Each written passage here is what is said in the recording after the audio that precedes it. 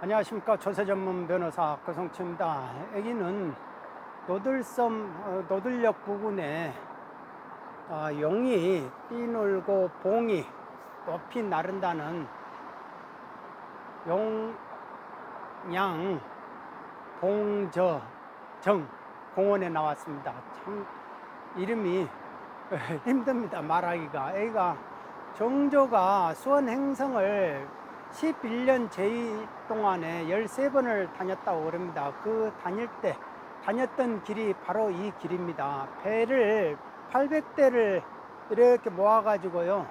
그렇게 그 다리를 만들어가지고 건넜다고 그럽니다. 그러니까 그때 배를 뺏겼던 많은 사람들이 20일 동안 묶여 있대요. 그러니까 엄청나게 고생을 했다고 그럽니다. 그래서 배를 뺏겼다는 그 의미가 상당히 크더라고요. 그러니까 옛날에는 뭐 나무 재산을 그냥 뺏어가지고 뭐 하는 것을 그냥 뭐 당연시 했던 거예요. 요즘 꼭 그런 것 보니까 세금도 말이 세금이지 그게 수탈의 의미로 이렇게 가지고 가는 의미가 있다 하면은 그거는 참 문제가 있다. 오늘 뉴스를 보니까 5년 동안에 세금으로 환급해 준 게, 불복해가지고 환급해 준 게 7조 5천억이래요. 그러면 그거 부실가세 7천 5천억을 만든 그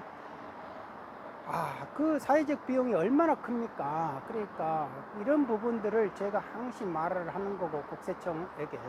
근데 세상에 어떤 사업자들이 국세청에게 안 좋은 소리를 할 수 있겠느냐.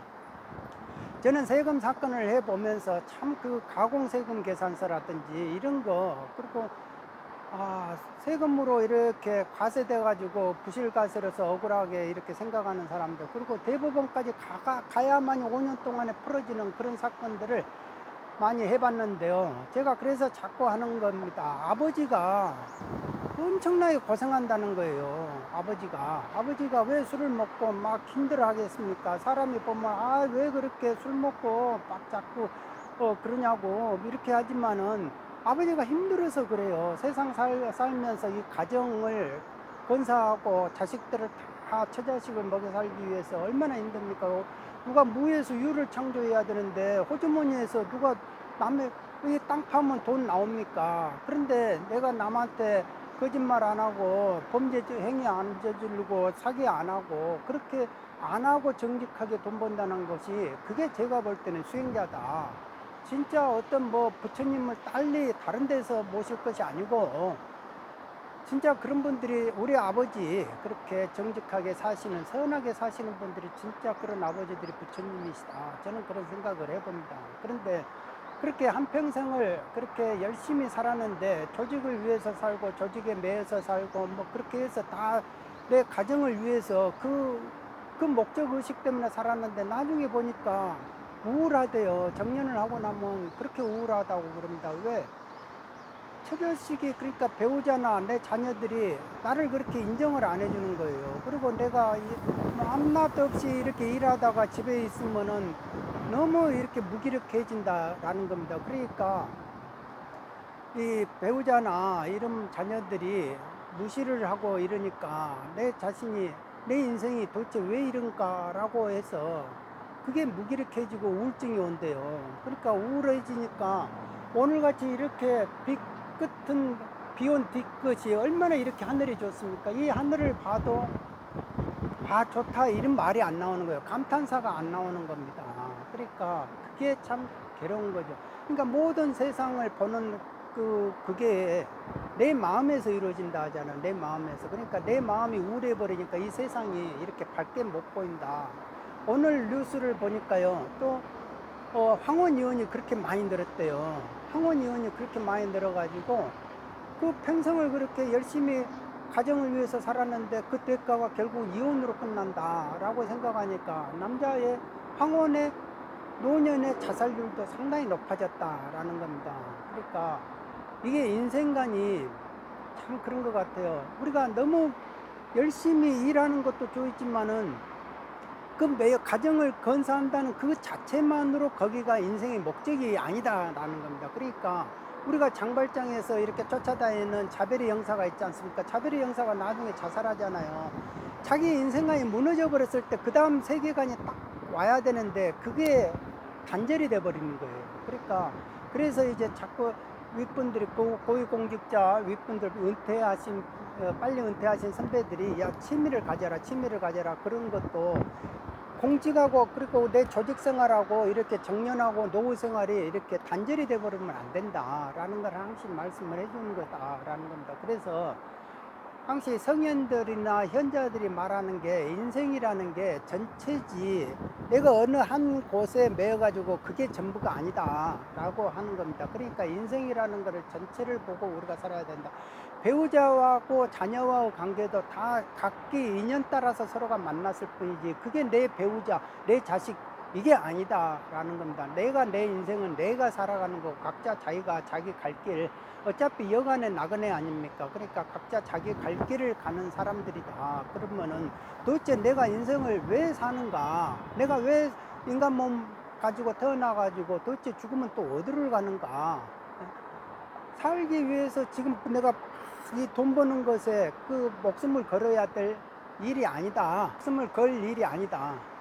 그러니까 우리가 가만히 생각을 해보면은 이렇게 뭔가가 인생을 사는 목적이 뭔가를 한번 생각을 해봐야 된다. 이제 나이가 들면 들수록 그 인생관이 결국은 나를 지켜주고 내 건강을 지켜준다라는 겁니다. 그러니까 우리가 깨어나면은 움직여야 된다 이겁니다. 움직이려고 하면은 내 인생관이 뭔가가 투철해야 이게 뭔가가 받고 항상 내 에너지를 어떤 밝음의 에너지로 자꾸 진동을 하게끔 만들잖아요. 내 몸에 이렇게 긍정 에너지가 자꾸 이렇게 울려 퍼질 때 이 세포가 다 공명을 이루어지거든요. 그러니까 저는 그런 걸 느끼겠더라고요. 기도하면서. 그러니까 뭔가가 이렇게 공명이 이루어져요. 그러면 그 파장이 이렇게 있다는 것을 느끼고 그러면은 이 세포가 어떤 환희심을 낸다. 그러면은 이 머리도 시원해지고 쭈뼛쭈뼛해지고 그런 거를 느끼겠더라고요. 그러니까 저희들이 항시